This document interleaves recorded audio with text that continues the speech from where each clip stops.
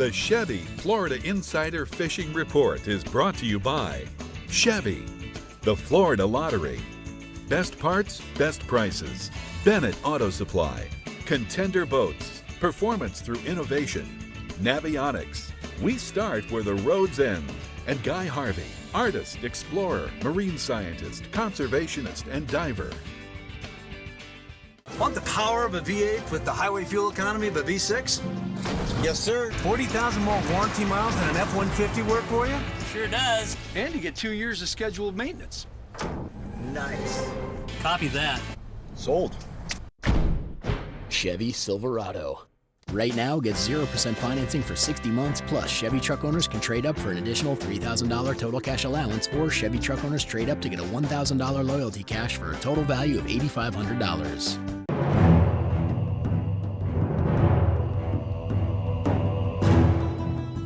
Continuing the revolution. Faster, drier, even better built. Designed around Yamaha's latest technology outboards. Still built by the same craftsmen and anglers who launched the Bay Boat Revolution. Whether chasing world records, or time on the water with the family, or anything in between, there's a new Pathfinder model for you.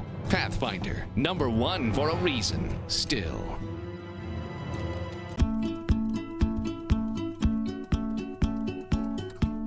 Imagine brighter futures, where doors open for Florida students every day. Imagine building a better tomorrow, where playing means we all win. Now celebrating $25 billion to education in 25 years. The Florida Lottery, just imagine. It's 200 streamlined horsepower of Yamaha forward thinking. The all-new F200 inline 4-stroke. Whether you're an offshore angler, pontoon cruiser, bay boater, or walleye hunter, the responsive and fuel-efficient F200 combines amazing power and versatility in one incredibly compact and lightweight package. The all-new F200. Legendary Yamaha reliability and the freedom of forward thinking.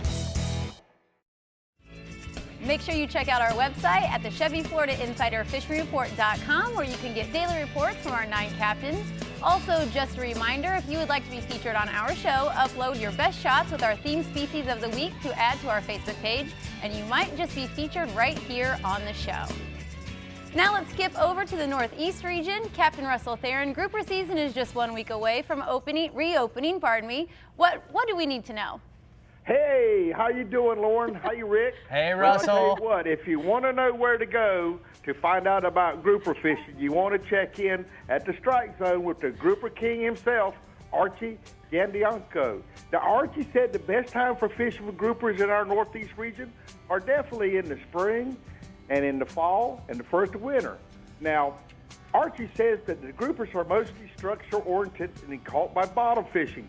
Some of the best locations that we have here near shore and offshore in 120 to 130 foot of water over the artificial reefs and wrecks just inside the ledge like BR and Elkton Bottom. And that's only about 30 to 40 miles offshore. Now you want to rig your rods with heavy line and strong hooks because the groupers, you want to try to keep those out of the rocks. Now Archie said to fish with live pinfish, and he likes to catch them in pinfish traps inshore before he goes out. He wants to get at least maybe 2 to 3 dozen pinfish before he heads offshore. Now, if you can't catch any pinfish or you don't have that option, you always want to take a sabiki rig outside so that you can try to jig up some live Boston mackerel and cigar minnows for live bait.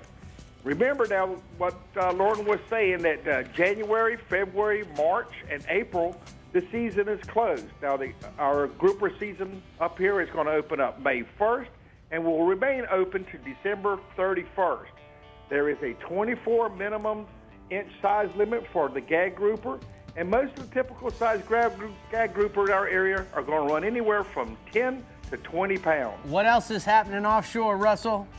Rick, as soon as this wind lays down and this water warms up, and it's been going off down in our south end, the south end of the region has been better. Man, the word is about the cobia fishing. Now, the best time to get outside is fishing anywhere when the seas are calm, especially if you can get out and fish between 10 and 2. That's when the sun is straight up and the light is the brightest, And, of course, like I said, the sea should calm down. The cobia zones that you want to look for the cobia are areas where the manta rays are migrating. You also, up here, like what we do in our area, we fish around the bait pods, the sea buoys, the tide lines, and even near the shrimp boats. Now, the cobia are caught on light tackle. You can catch them on lures, jigs, and flies. Now, some of our best live baits for the cobia, if it's the foreshore, is going with an eel or a blue crab, a pogie, or a big old mullet. Typical size of our cobia, Rick, are running anywhere from 15 to 35 pounds. All right, well, you're certainly an inshore expert. Tell me what's happening in the Northeast region inshore, Russell. This week, I talked to another great inshore guide, Captain Chris Herrera of Palm Coast, and he's also owner of the Captain's Barbecue located at Bing's Barbecue and Bing's Landing. So, I mean, he's the guy. Now, Captain Chris has been fishing the shallow flats around Palm Coast during the non-windy days when the conditions have been good. Now, what he's doing is he's catching mid to upper slot redfish in areas that are holding mullet. Now, that's the key to it, finding the bait. And he's also using paddle tails and jerk baits, to catch his reds. Now, the live bait fisherman has also been doing real good with a quartered blue crab, live mullet, shrimp, and they're fishing around the oyster beds. They're yielding some nice slot to upper slot and over slot redfish. Most of the redfish are ranging anywhere from 3 to 7 pounds. Now, I got a great picture that Captain Chris has sent me of a giant 20-pound redfish caught by his guest, Tim Coley. Now, Tim caught this monster inshore redfish on a live shrimp under a popping cork in only 2 feet of water. Tim's redfish was one of the biggest redfish that Captain Chris has ever caught around the Palisade Flat. All right. Also inshore, Rick, we want to tell you about the trout fishing.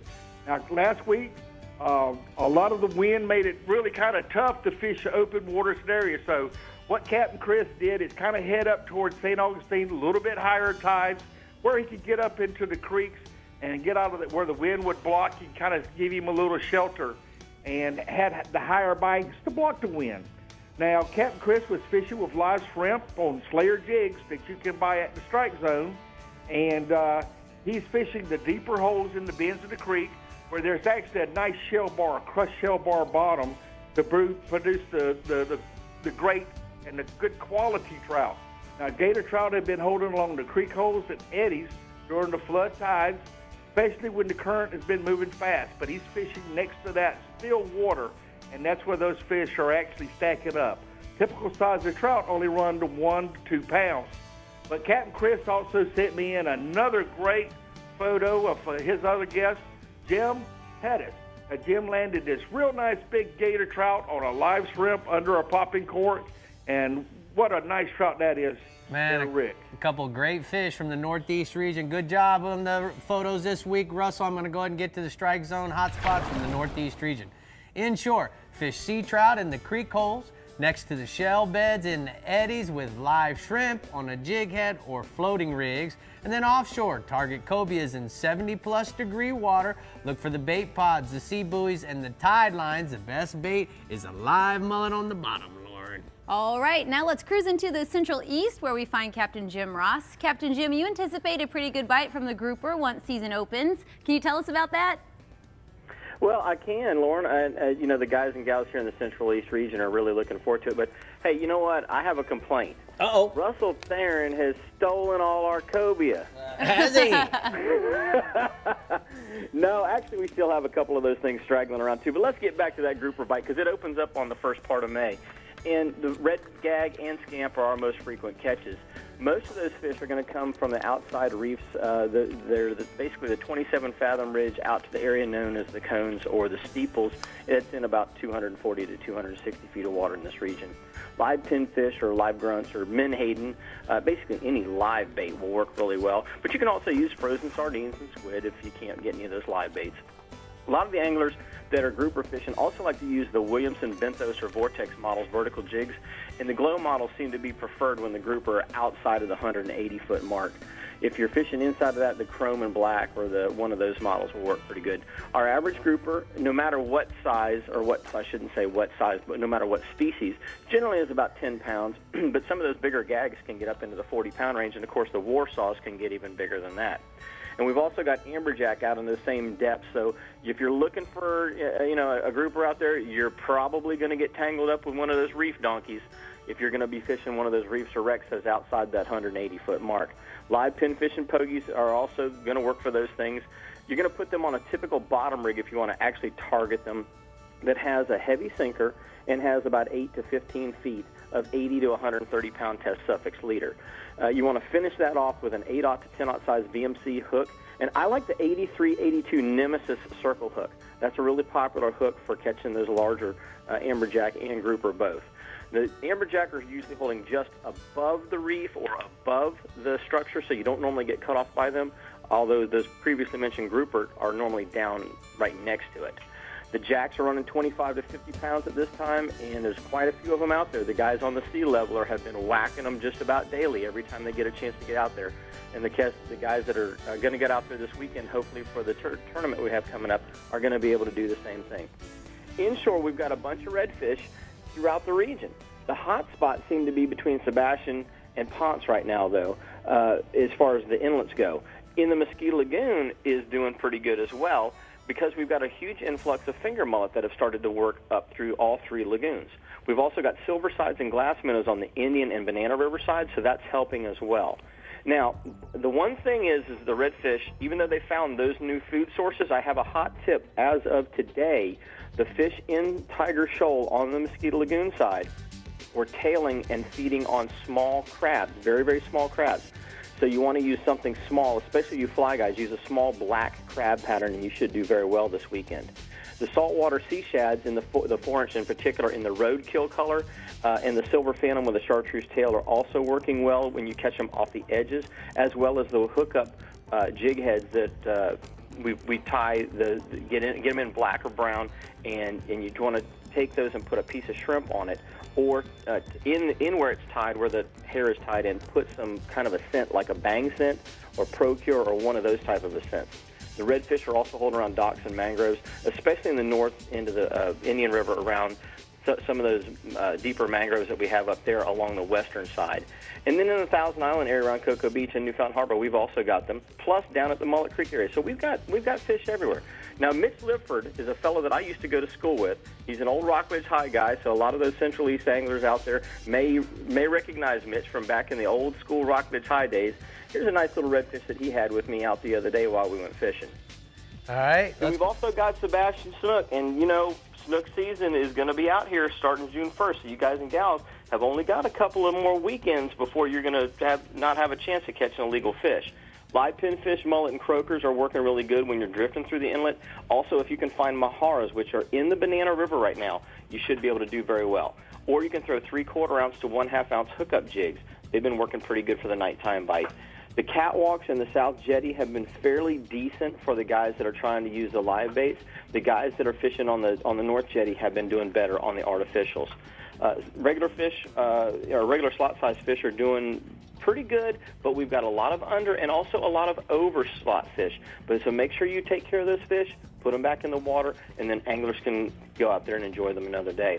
And then I've got a fella here, Dylan Doopy. He got this nice Sebastian Snook off of the North Jetty on a live mullet, and that's a daytime fish.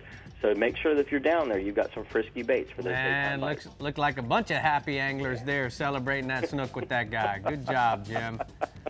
All right, well, we're going to go ahead and take a look at the hot spots from the Central East region, the CCA region. Inshore, Captain Jim says snook on the nighttime outgoing tides at Sebastian Inlet. Use a hookup jigs or live baits on appropriate size VMC circle hook, okay? And then offshore, amberjacks on the reef and wrecks in 160 to 200 feet of water. Use Williamson vertical jigs or live baits on the bottom. All right, when we return, we will have the Costa Conservation Minute and pay a visit to Captain Page in the Central West.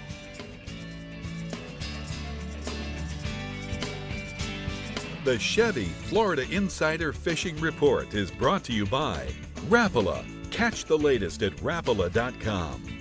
Reactor, the best built performance sports watch, period. StarTron, cures and prevents ethanol fuel problems. Strike Zone Fishing. Suffix, the world's most hardcore fishing line. And Yamaha, reliability starts here.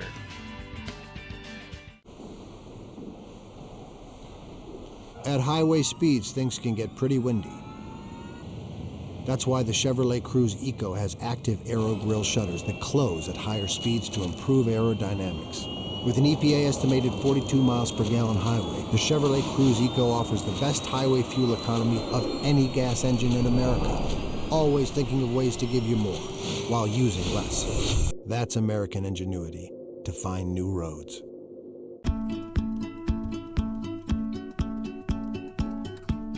Imagine brighter futures, where doors open for Florida students every day. Imagine building a better tomorrow, where playing means we all win. Now celebrating $25 billion to education in 25 years. The Florida Lottery, just imagine. Have you ever wanted to go to a place where the fish are big and wild? Have you ever wanted to fish a flat and never see anyone else? Have you ever wanted to dive your very own tropical reef? Have you ever wanted to watch the sun go down on a 90-foot mothership with 10 of your friends? Sea Hunter, the ultimate Caribbean adventure. You already know about the La Jolla Resort in Isla Mirada, so let's talk about the La Jolla experience. With an on-site boat ramp, the Gulf of Mexico and the Atlantic is just minutes away. And when you return from fishing, there's barbecue pits to cook your catch while your family enjoys the pool or one of our new remodeled rooms. This historic resort, the La Jolla, is family-owned and operated and has a friendly staff ready to make your La Jolla experience a really great one. You know there's more to it than luck. There's fishing the right bait, the water temperature, the wind, the season, and then there's the boat. We'll put it simply, the boat matters. To own a Contender is to own the best sport fishing boat on the market, period. Contender offers the most comprehensive model range with bigger, faster, and more fuel-efficient boats than the competition. There's only one choice for serious anglers. Contender Boats. Performance through innovation.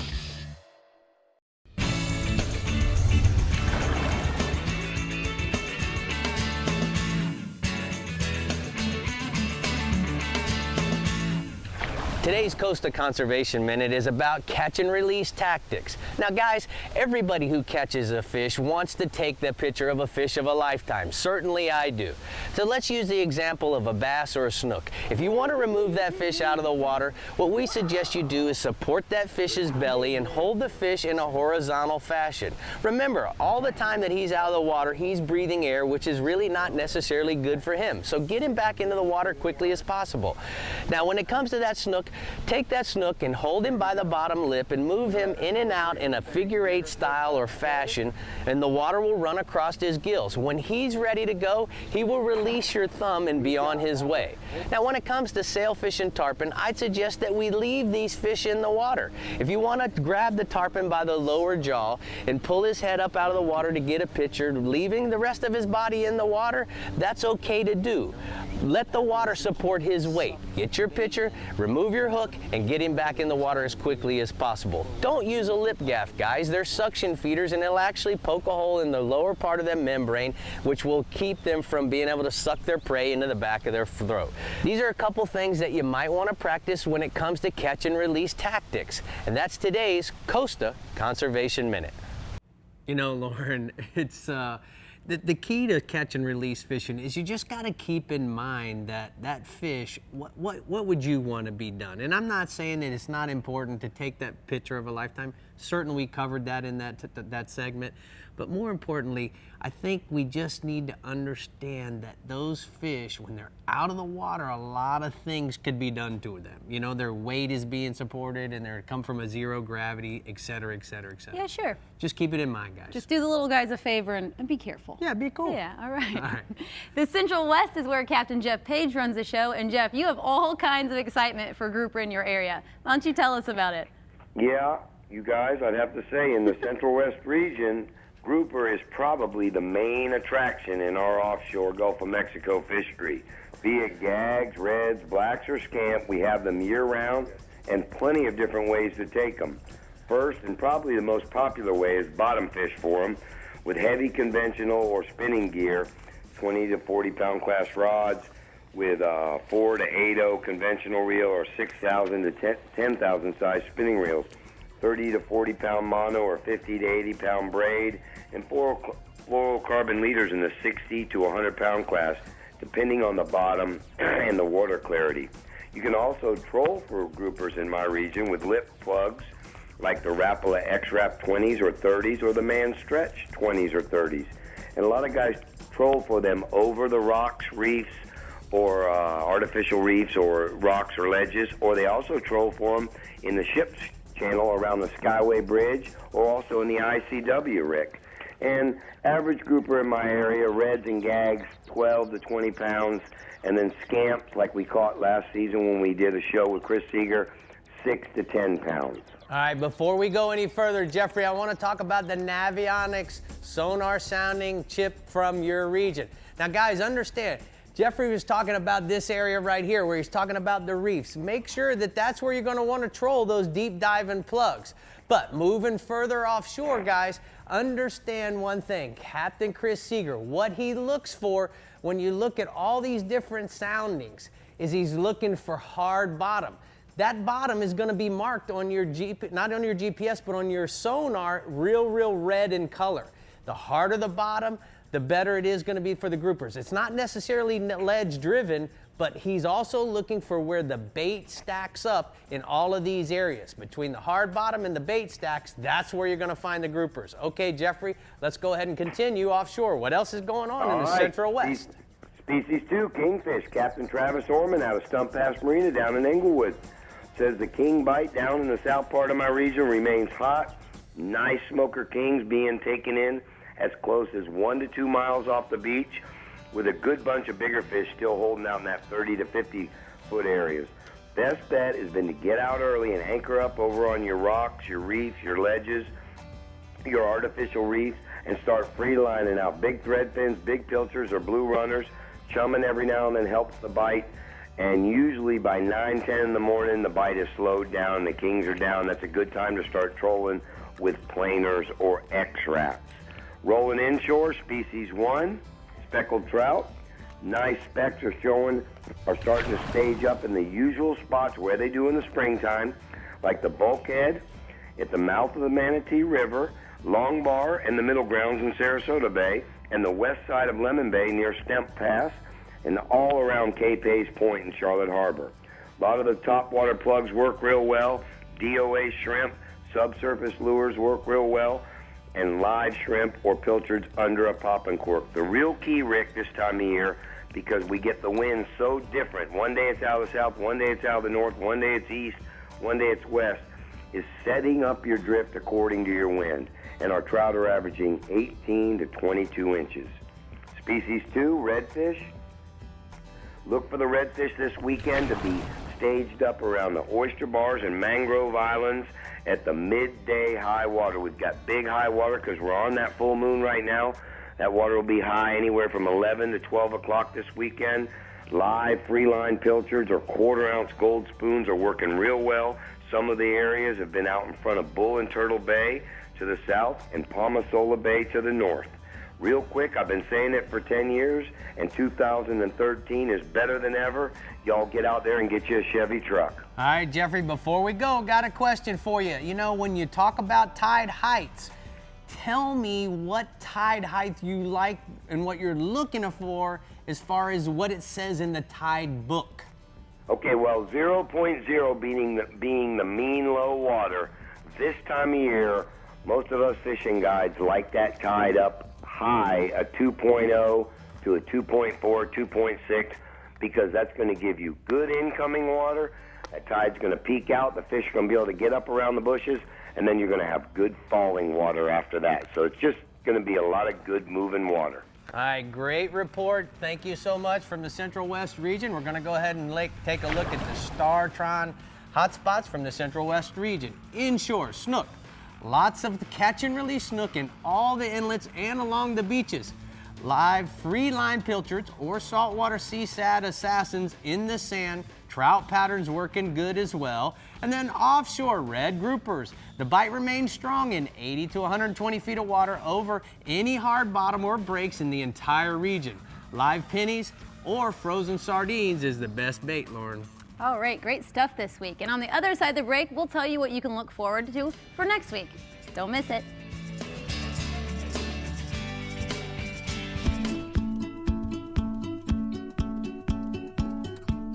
Imagine brighter futures, where doors open for Florida students every day. Imagine building a better tomorrow, where playing means we all win. Now celebrating $25 billion to education in 25 years. The Florida Lottery, just imagine. The Johnsons, right? Yeah. Which house is yours? The one with the Silverado up front. So, what do you do? Well, Nice. And Bingo was his name.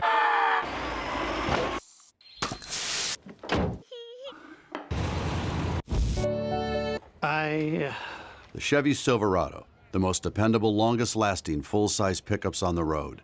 For work, for life, Chevy Silverado. Hi. I lost a big fish earlier today. Wasn't using suffix. It was about this big. Look, slow down there, cowboy, okay? A fish in the lost a van, huh? You want your fish. Sorry, honey, that fish is gone. Always use the best line, Suffix 832.